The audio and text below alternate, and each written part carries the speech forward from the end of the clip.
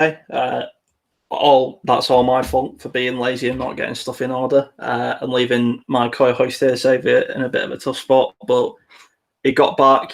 He's made his way home. He's especially done it for not just the Colt fans out there, but the NFL fans. How's it going, Xavier? I'm good, man. How you doing? Yeah, I'm good. Nice Christmas? Not too bad. Got a new coat and stuff like that. Yeah, that's good to hear. It sure would have been a lot better if the Colts had won yesterday, and the Colts should have won yesterday. What went wrong? It was just really kind of a breakdown in all three phases, man.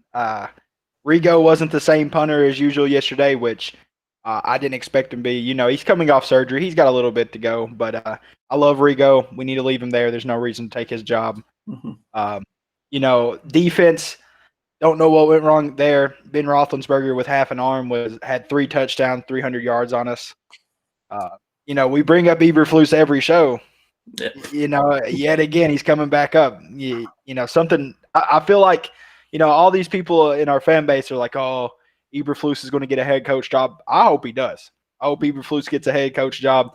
We bring in somebody else, get somebody in here that knows how to blitz, scheme up something that can beat, a 50-year-old Ben Roethlisberger. First half, I'll say this: Frank Reich was coaching a hell of a game. Maybe the best game I've ever seen Frank Reich coach. The dude's a Super Bowl champion. Run pass was working. We were just moving the ball effortlessly against one of the best, if not the best, defense in this league in the Steelers. Definitely the best front seven with, loaded. Stephon Tuitt. They did have Bud Dupree at one point, but he's gone. Cam Hayward, of course, TJ Watt, who's my pick for Defensive Player of the Year. Their defense is loaded, and we were just moving the ball left and right. It was just that second half, man. He said it. He said, we got in a rut. Well, I think the issue was we went away from the run game, getting no variety in our offense. They come out there, they were just playing the check down. We just can't get anything going, and then momentum shifted, and that's what happens. When the momentum shifts in the NFL game, you're in for trouble. There's a momentum shift, and just honestly, there's just all out choking it, and we choked it, and we can't afford to do that against Jacksonville next week. And I know people are saying, "Oh, that's not going to happen," but nobody thought we'd lose win first game of the season. Yeah, that's true. That first game, when we lost that first one, I thought the season was over. I think that's what annoys Colt fans a lot more than I don't mind losing to Pittsburgh. An 11-3 Pittsburgh at the time we played them. Yeah, coming off bad results. But people still got to remember that it is a really, really good team, and Mike Tomlin is a really, really, really good head coach. They got Minkah Fitzpatrick, Juju Smith-Schuster. I know Ben Roethlisberger, has half an arm, but when he's given a time that he was given by his offensive line, you see what he can do. I thought TJ Watt was excellent. I thought Eric Ebron was really good. Pains me to fucking say it, but he was a really good player. But it was just a good game of football.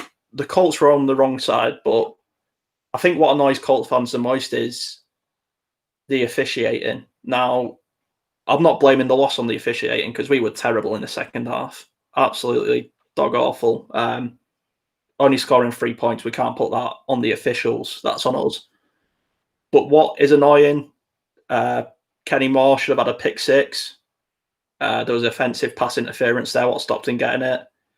I thought if the ball was tipped, it's no longer a pass interference because it's deemed uncatchable. There was that hold, what I think was against, I want to say, I can't remember who it was against, but push in the back or whatever they call it, when the block was already done. Was the officiating poor, or is it just me being salty? No, the officiating was definitely bad. You you can't really blame the game on officiating, like you said. But in all honesty, without officiating, they probably don't score on 2 of them drives. One of them was just 2 DPIs that were pretty ridiculous, in my opinion. The first one, especially tip ball, that's not DPI. People were saying that they can look up at the monitor before they throw that flag or pick it up. They didn't do it. They let it go. There's just a lot of stuff. And then that block in the back, the way I was taught whenever I played, if you have someone's shoulder and they turn your back to you, or they turn their back to you, you're allowed to finish your block. I mean, he was in the middle finishing his block, extending his arms. He went to the ground. That could cause an injury, but it wasn't his fault. The guy turned his back to him. Mark Lewinsky had his shoulder initially. So I think, a couple really bad calls kind of gave them that extra sway, as you could say. I think without them penalties, I don't think they're in this game. I think that's a fair argument. Especially with how it ended. I think we were at their 33-yard line. We turned the ball over, right? We could just, if we got that extra 3, even if we just scored 3 from the big Nyheim Hines run, we get a field goal, and it's a 2-point game at the end and we win. So, either way you spin it, refs was bad. We were even worse in the second half. It was just insult to injury. Yeah. Before we move on from terrible loss, congrats to the Pittsburgh Steelers on AFC North champs and clinching their place in the playoffs. When you start going on that slide of losing 3 on the bounce, it's easy to keep falling into a slide.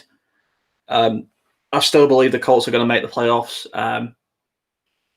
But what I wanted to say about that block in the back, and I think this has to be looked at in the offseason from the higher up powers, is that player was getting nowhere near Nyheim Hines, was it, on the run? That player was getting nowhere near him anyway. It'd be like, for me, it was like calling a pass interference when the ball wasn't even catchable. That's what I felt like when I watched it back. But yeah, enough on that. We lost a tough game in Pittsburgh. We'd never seemed to beat Pittsburgh, just a bogey team. Move on to next week against the Jags. But let's move on to talking about the NFL and wider, because we want to start doing that more. We want to get more fans involved from across the league, more friends of the NFL community around the world. It'd be amazing to see. So some breaking news today. If you haven't seen it, you've been living under a rock. Dwayne Haskins, in week 17, waived by the Washington football team. What did you make of this, Xavier? Yeah, that's really surprising. Coming into the season, you would have told me Washington was waiving Dwayne Haskins in week 17. I would have called you a liar. But here we are. Here he is. He's just got cut. He's going to be a free agent. A lot of people said he didn't get his fair go. That's debatable, but still yet. He had a lot of discipline issues. That was another big issue with him.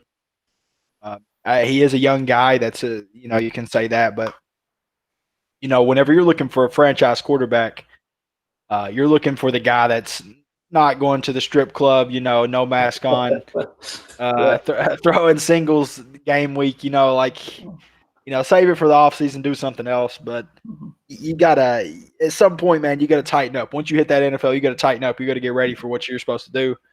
And he just wasn't doing them things, so he got cut. So I have no objection to the cut. If he goes to a team that can really discipline him, get him on that right path, and then maybe get some kind of play out of him, yeah, great. But as it sits, he's definitely a flight risk. Yeah.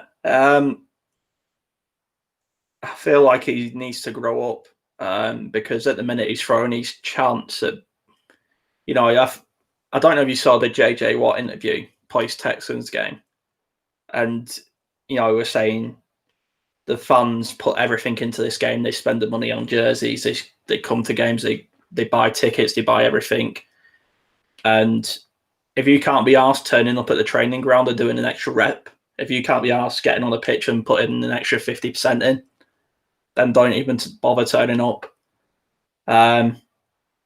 you look at that Washington team and you don't see any leaders in that team. You listen to stories of Peyton Manning and Reggie White and Marvin Harrison and them lot, and you think leaders, it seems like Peyton Manning would whip anyone into shape. He was pissing around. He seems like he did it for Pat McAfee. Is it a case of he's a young man, he's got the world at his feet, and he just sort of lost his ways, or is it on him, if you get what I mean? Yeah, it's once you hit the NFL, man, it's on you. It's on your shoulders. Every great quarterback always answered the call, and that was whenever you got to be great. You got to put in that extra time. You got to watch that film. You got to do all these things that other people aren't doing to be great. And Dwayne Haskins isn't doing that. Well, according to Ron Rivera, he's not doing that. Now, I've never been, I'm happy for what Ron Rivera's did. He had cancer. He came back. Mm-hmm. He's now, I think he was considered last place or was going to be last place in this conference. Now he is number one, as bad as AFC or NFC East is, though. But still, yeah, it's a comeback story. He beat cancer. Now he's going to go to the playoffs. Great. Now, I've personally never been a fan of him. He had John Beeson, Luke Kuechly. He had 8 Pro Bowlers on his roster, 4 on offense, 4 on defense for 3 or 4 years in a row, and never went above 8-8. He's never been a quarterback guy. He had Cam Newton, who was one of the best prospects to ever touch the field. Coming out of college, out of Auburn, he was a beast. And he just never could do anything with Cam Newton. He never had a good offense. He is a defensive guy, hands down. It could be another case of like Adam Gase's Ryan Tannehill. Gase isn't an offensive guy. He's a defensive guy. That's what Tannehill is. Or that's what Gase is, I'm sorry. Yeah. So we could we could just be seeing another case of that. Mm-hmm. We could not. Maybe he's just undisciplined. He's just not coachable. Yeah. I said to you, this is a good chance now for the Colts.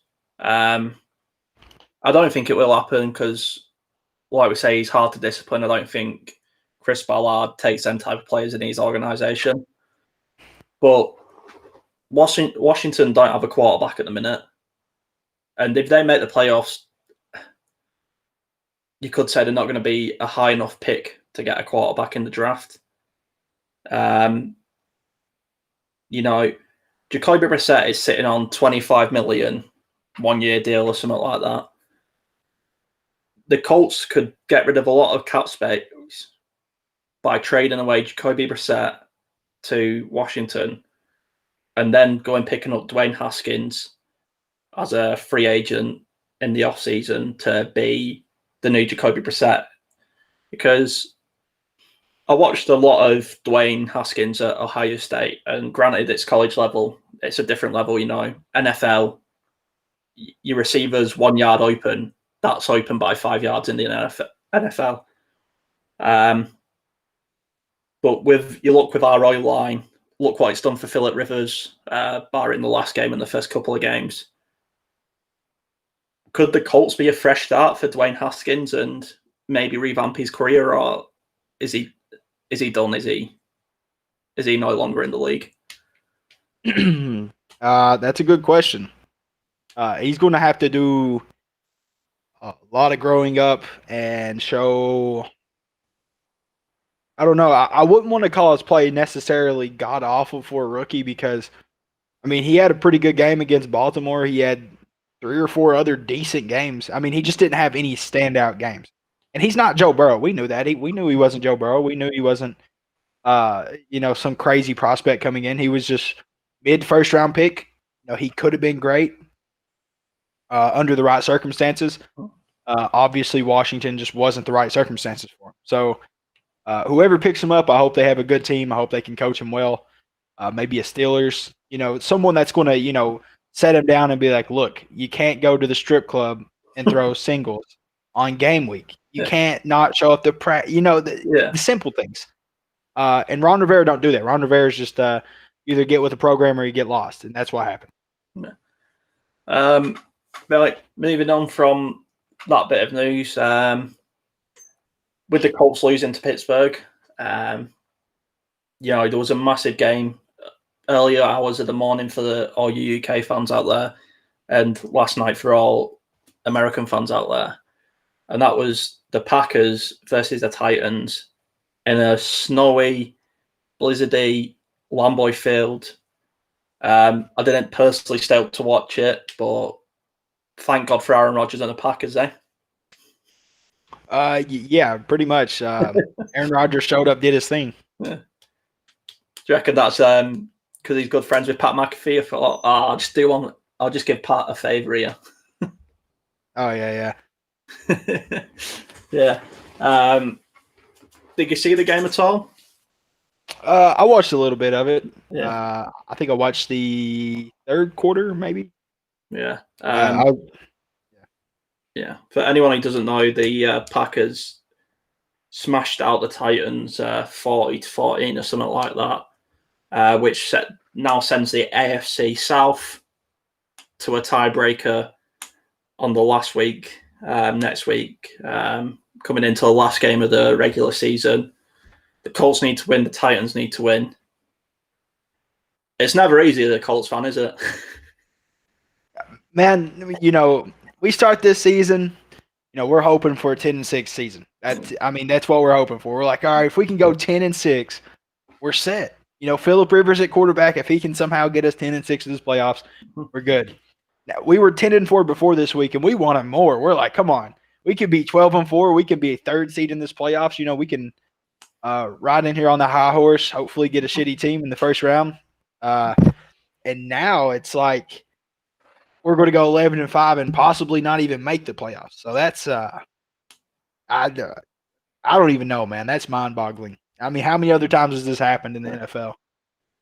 Is going 11-5 and not making the playoff a bad season, or is it just unfortunate? It's definitely unfortunate since, we've had a chance to clinch this, I guess. If we don't make it, it's going to be bittersweet. That Steelers game, that Jacksonville game, we're going to look back at it. But if we think about it, man, if we keep it in perspective, we're still a quarterback away. We're still that elite edge rusher away. We got a lot more things to do. So if we didn't make the playoffs, me as a Colts fan, I'm not going to be particularly too pissed because, if I'm being realistic, we can win in the playoffs. Any team can win, but Phillip Rivers, dude, as much as people love him, but as much as he has grown on me recently, like we need somebody else. And from last game, when we got stuck in that mode of just trying to deke and dunk with Phillip Rivers, and Steelers were cutting that off. They're getting instant pressure because we had no tackles. That's like our worst fear realized right there with his weaknesses. Watching that game, I nearly lost my voice shouting at the TV. I think my girlfriend wasn't too happy with all the shouting I was doing. But that Pittsburgh team reminded me of how I played on Madden. And that's the curl pass, the slant pass, and anything out to the flats. And in the first half, we saw it and we talked about it. Matt Eberflus was brilliant, and a lot of guys in the UK Colts fans group chat were saying, because they know I'm not a big fan of his, were saying, "Oh, is this what you think of Matt Eberflus? What do you really think of him? See what he's doing." And I agree with him that it was proving me wrong. He made me eat my words in the first half, and I'm happy for him to do that because he scripted a bit more pressure. He did more than just rush 4 all the time. He didn't just sit in Tampa 2. And then the second half come, and we sat in Tampa 2. The plays that beat Tampa 2 are curl passes, slants, and flats. And we just didn't change it. And for me, that's on the coaching staff. Yeah. The first half, we were doing good. We were energized, I guess should say. We were winning at the point of contact. We were flying around to the ball. Second half, it just wasn't that. That's not what was happening. Again, Ben Roethlisberger, 3 touchdowns, 300 yards. I watched him pick this defense apart in the second half. With a little help from the refs, but still, Ben Roethlisberger's been shut down multiple times this year. Ben Roethlisberger's looked like a non-factor multiple times this year. So I'm really, again, Eberflus, he's got to go, in my opinion. I feel like I'm sounding harsh every time I say it, but he's got to go. There's no more of that. No more just base Tampa 2 for 3/4 of a game, and then us losing a 24-7 deficit or a lead. Yeah, it's inexcusable. I've said multiple times, it's the players that make this defense, not Matt Eberflus. My question is, Chuck Pagano, when he was the head coach of the Colts, a lot of fans would say he didn't do a horrendous job, but it was just average. It was just okay, considering he had Andrew Luck. We never protected him. But Chuck Pagano is renowned for his defenses. Would you take him back at Indy as a defensive coordinator, or do you think he's too big for that?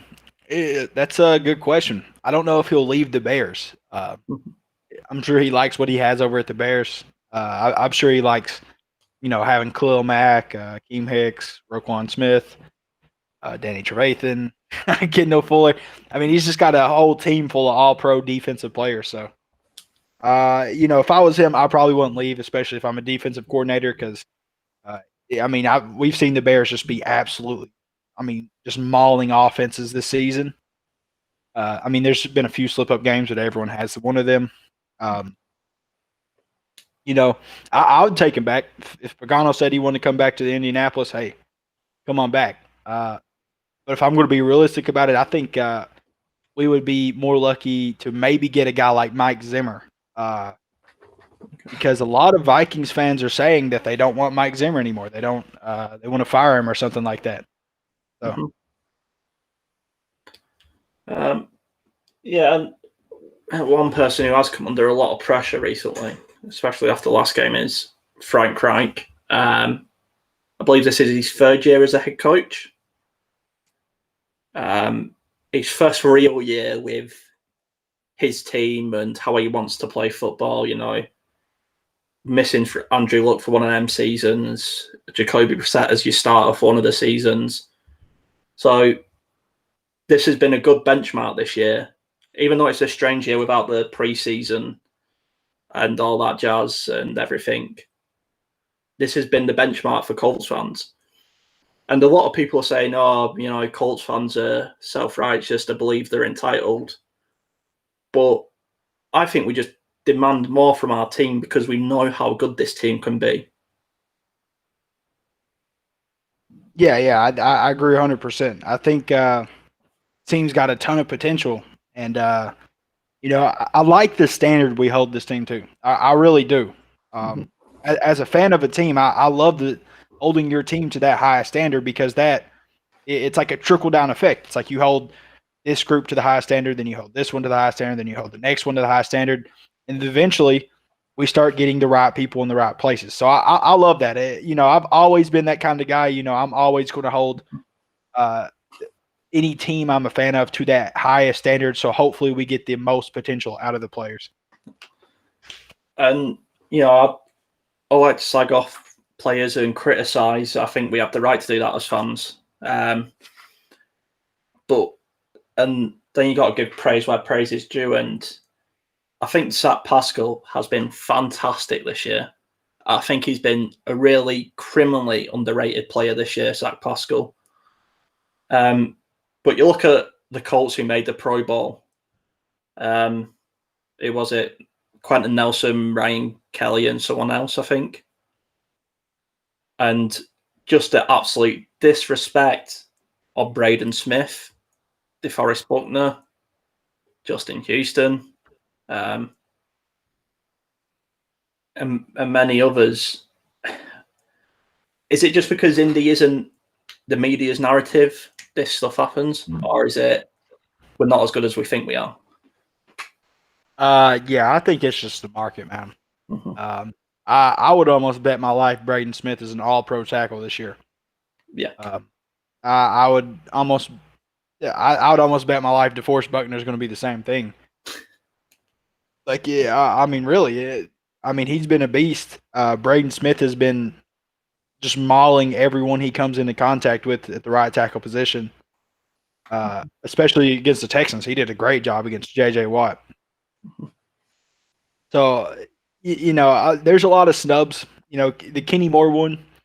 I love Kenny Moore. I think he's a fantastic player, and I think he's definitely in that conversation. But there's a lot of corners, man. There's a lot of good corners out there. Cornerback's easily the hardest one to pick too because interceptions are just kind of inflated. Yeah, and you can respect Kenny Moore not being picked because there are other corners in the game who are better than him, and that's not dig on Kenny Moore. He's a fantastic player, but there's them guys in the league who are just fantastic. But when you look at the DeForest Buckner snub, I mean, speechless. I hope DeForest doesn't take that to heart. I hope he uses it to motivate him, spur him on, because DeForest Buckner is one of the best guys I've not only seen for the Colts team on the field, but in the NFL in general. Oh yeah, agreed, man. He's been monstrous this year. Mm-hmm. And if I'm a quarterback, I'm triple teaming DeForest Buckner all day long. But yeah. Anyway, moving on. I'm just gonna check quickly now, but I'm gonna have a quick look at how the Colts can make the playoff because we still have a high chance of making the playoffs. Should have got this off earlier. It would have been easier, but anyway. But anyway, did you see the Jets beating the Browns? Is Adam Gase the best coach in the league? I have no idea with the Jets no more, man. After the last 2 weeks, I don't know what's going on with them. That 1 week against the Rams, okay, everyone, they want to play spoilers. People are looking past them, blah, blah, blah. But the Browns, well, that's unexcusable. There's no more excuses. What the hell are you doing, Gase? What have you been doing all season? Sam Darnold's been playing like a beast too. So I'm hearing a lot of talk actually that the Jets, if they don't have the first pick, which they don't anymore, they're not going to take a quarterback. They're going to keep Darnold and they're going to try to build around him. I've been hearing a lot about that. Now I could be wrong. And the people that are just kind of like throwing around rumors, they could be wrong too, but I could see it happening. I'm a believer in Darnold. I think Darnold's really talented, and I think if they let him go, they understand what a mistake that would be. Sorry, my computer's. Oh, you're good. My computer just decided to, play adverts during that. Anyway, carry on. You're saying about Darnold. I was just saying I'm a big fan of him, and I think if the Jets would just drop him and pick up some, Fields or somebody like that who, have pretty much the same kind of like potential he does, it would just be a mistake. I think they should get a tackle. They should get offensive line. They should get corners. They should get people in there that are going to build and help Darnold instead of pretty much just throwing him to the wolves and then just calling him trash and letting him go. Mm-hmm. Yeah, so playoff scenario coming into the last week. The Colts win, the Titans lose. We go to the playoffs, clinching the division. The Colts win, the Titans win. I believe the Colts either need the Browns or the Ravens or Miami to lose, if I'm right. I think that's the situation we're looking at. I might be off 1 or 2 games there. But it's that famed old saying of keep it in your hands. Now it's out of our hands, really. Let's have a quick look at who Tennessee have got last game. Not sure.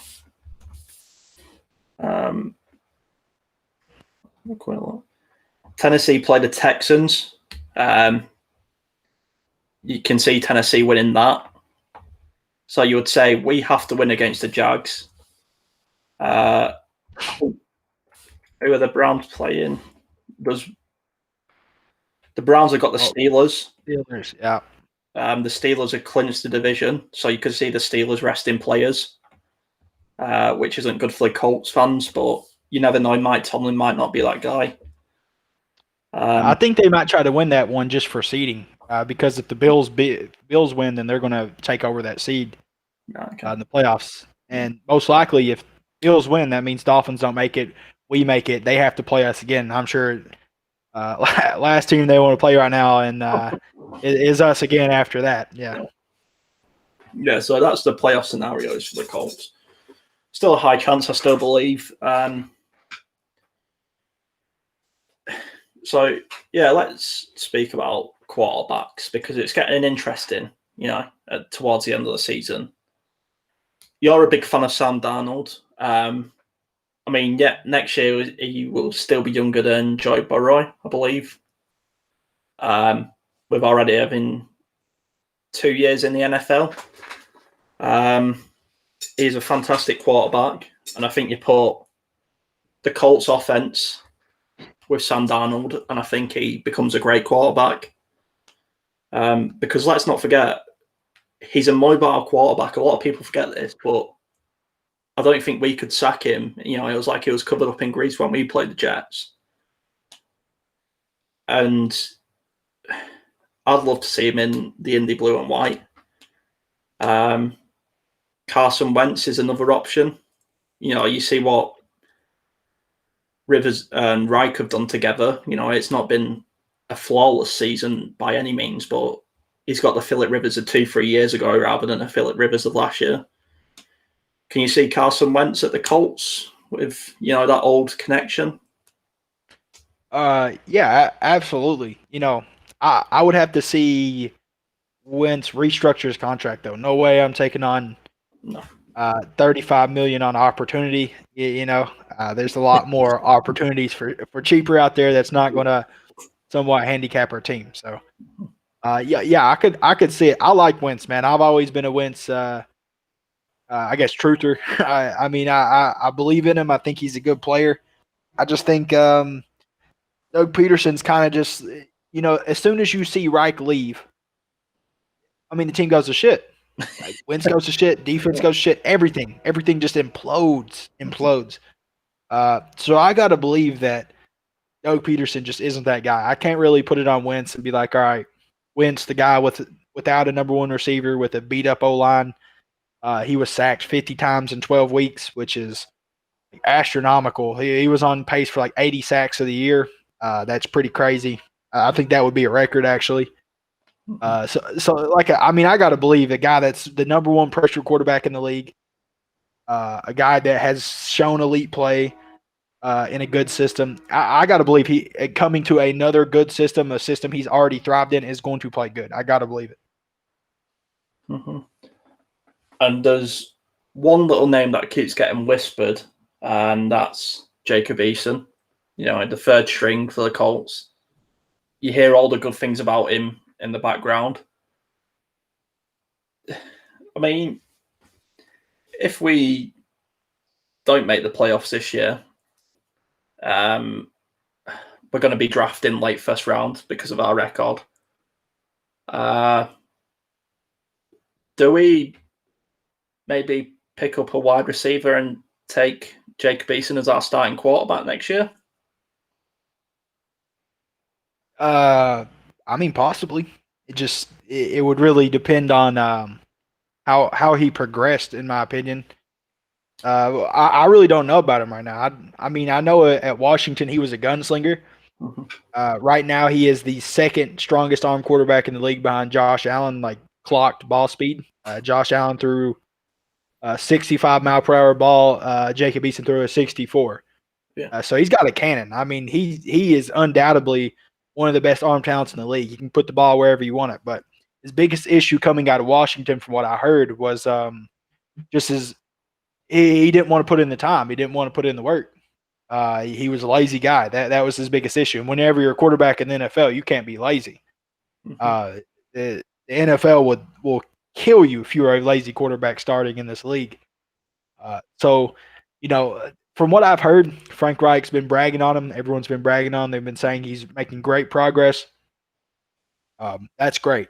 If he does that, hell yeah, start that guy because he's got the arm.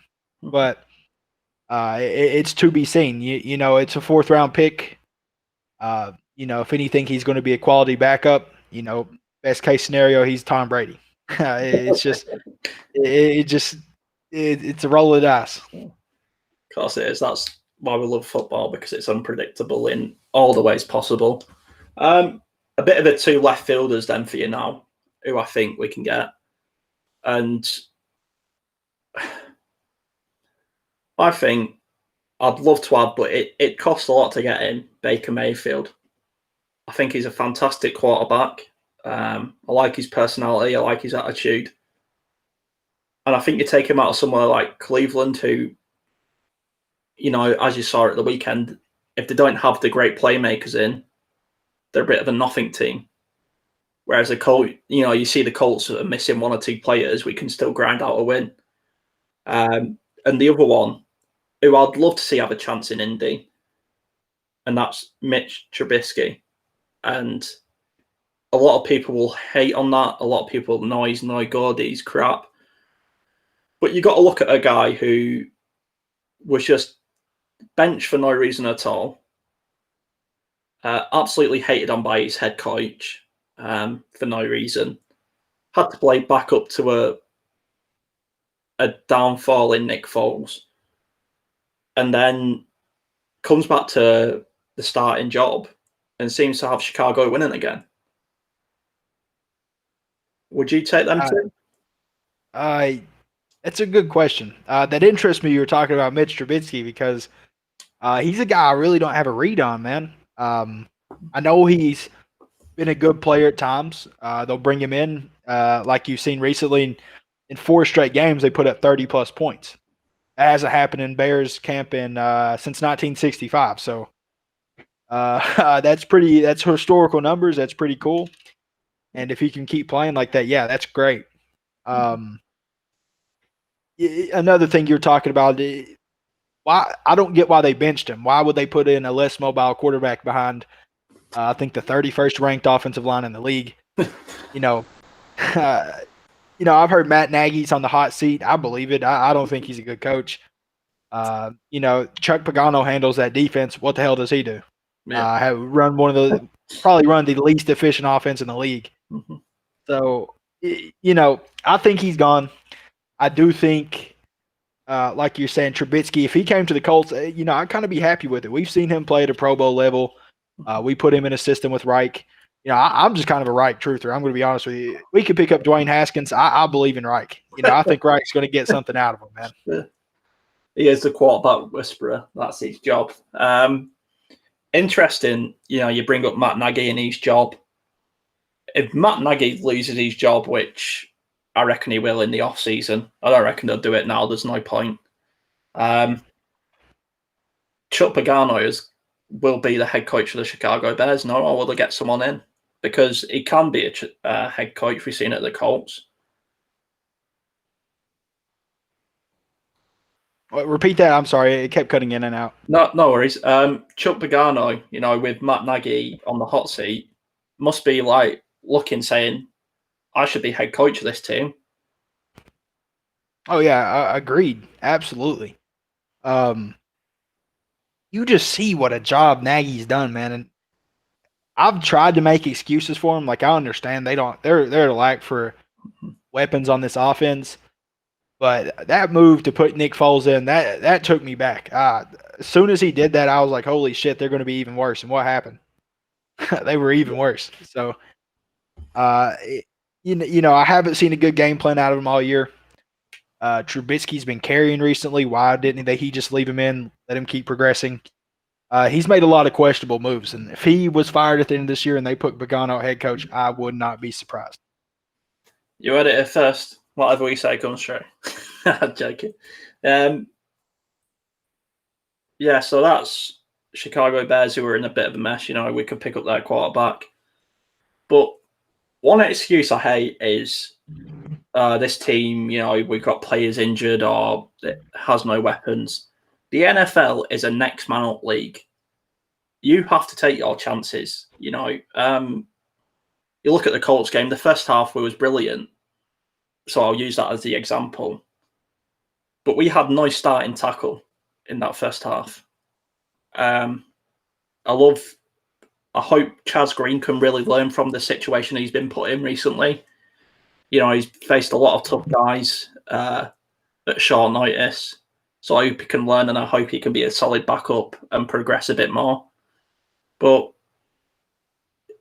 you've got to be in this league. You've got to be the next man, and you've got to take your chance. You can't sit there and say, Browns fans will be saying, "Oh, we was missing 4 starters against the Jets." Who cares? If that's the playoffs, you're going on. Yeah, the Browns have no excuse. I don't care about COVID. I'm sorry. The Jets are not them guys. It'd be different if you were playing like Bill Belichick coach defense, trying to get a playoffs berth, stuff like that. You had the game. I mean, you had the season in your hands. You got the Jets. I mean, you clinched a playoff spot. You got the Jets. And you shit the bed against the Jets? Come on, man. Get out of here. I don't want to hear no COVID. Jets. Yeah, I mean, come on, man. Yeah, I know they've been playing. They won against the Rams. Oh, they're coming. They got all kinds of momentum. 1-12, dude. They're balling. But yeah, there's no excuses for that. Kevin Stefanski's been a good coach this year, but I don't know what the hell his game plan was against the Jets, because there's no way you go down 20 points in that game. Okay, so talking about coaches, there's going to be a lot on the hot seat. Do you see any college football coaching staff coming up to the NFL next year? It's a good question. What is the guy from Texas A&M? He went from LSU to Texas. Hold on, I'll tell you right now. This guy could actually come up. I think he actually might. Just depends on if someone gives him a good enough contract. A&M.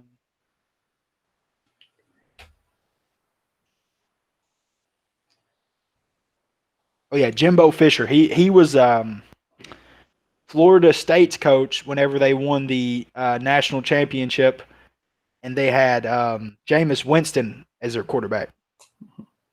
So he's a winner. He's anywhere he goes. I mean, Texas A&M, since Johnny Manziel left in 2015. I don't know if you remember Johnny Manziel, but yeah. Absolute bust, party animal.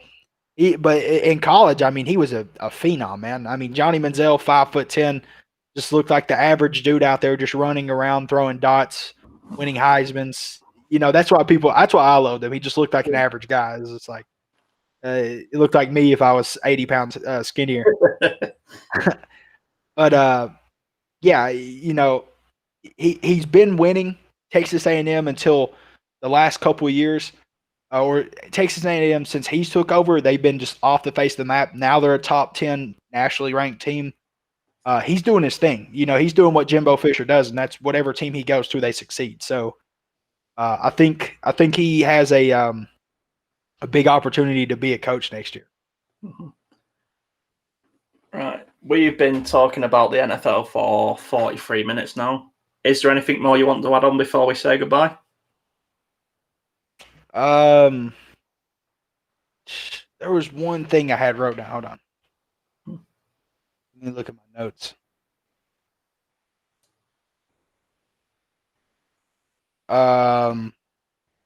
It was about a fringe team, a team that's going to make the playoffs. Miami. Yeah. Miami. I was going to talk about Brian Flores. Yeah. It's like the first, whenever you told me, like as soon as we started or before the podcast, I wrote down something about Brian Flores. That guy is a beast. Yeah. He don't get any credit. He don't get.